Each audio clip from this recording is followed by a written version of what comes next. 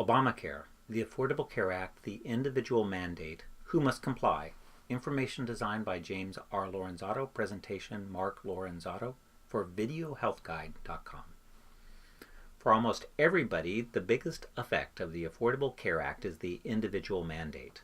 The individual mandate is the requirement that you and those you are responsible for must either have adequate insurance or qualify for an exemption to the mandate, or you will pay a penalty to the Internal Revenue Service. Don't confuse the individual mandate with the employer mandate that has been postponed to 2015. The individual mandate is the one that hits you, not your boss, and it hits in 2014.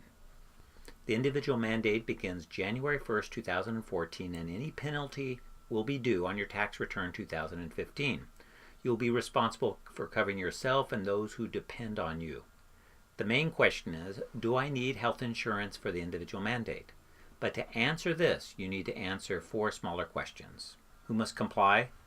What is adequate coverage? What are the exemptions to the individual mandate? And what is the penalty? We will only deal with who must comply here. The adequate kind of coverage is called minimum essential coverage, and we deal with it and the exemptions and the penalty later. When you finish the series, you should have a good idea of how the individual mandate works. By the time you need to deal with the red tape, there'll be people to help you sort it all out. The individual mandate applies to taxpayers and is enforced by the IRS on your income tax return. If you don't make enough to file income taxes, there is an exemption. The IRS cutely calls the penalty the, quote, shared responsibility payment, end quote. The mandate applies to U.S. citizens and resident aliens and to all ages, children, adults, and senior citizens.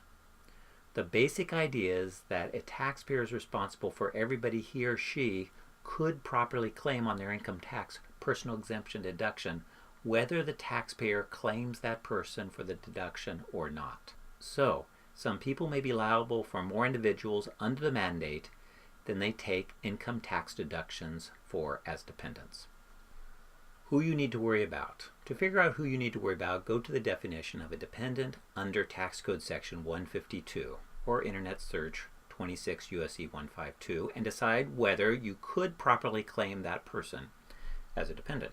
Basically, a dependent is your spouse if you don't file jointly and your spouse has no gross income and isn't somebody else's dependent.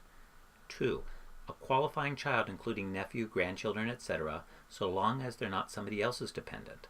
A child can be up to age 19 or to age 24 if a student. 3. A qualifying relative, including in-laws, if the person's income is less than the 26 U.S.C. 151D exemption, basically $2,000, and you pay more than half of their support that year. 4. A non-relative who lives with you if the person's income is less than the 26 U.S.C. 151D exemption, basically $2,000, and you pay more than half of their support that year. What else to worry about?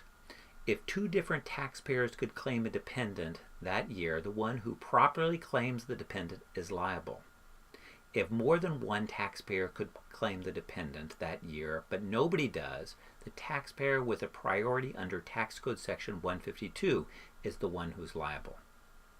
There are special rules when a child is adopted or put into foster care during the year.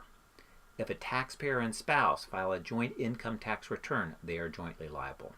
If a taxpayer is personally exempt, he or she is still liable for any non-exempt dependents who lack coverage.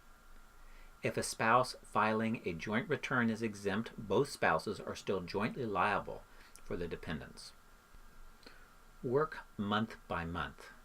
To make this all much more complicated, for each person the minimum essential coverage or exemptions, because sometimes there can be more than one exemption per person, and the penalty for that person are all calculated by the month.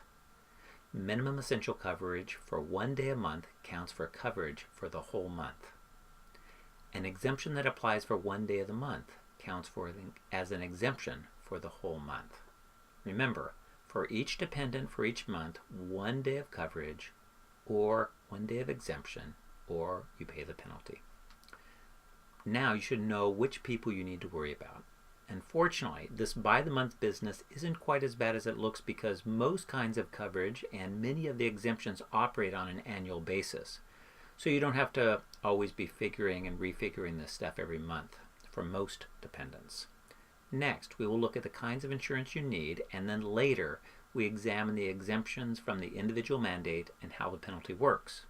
Our next video is the Affordable Care Act Minimum Essential Coverage, or MEC. Thank you.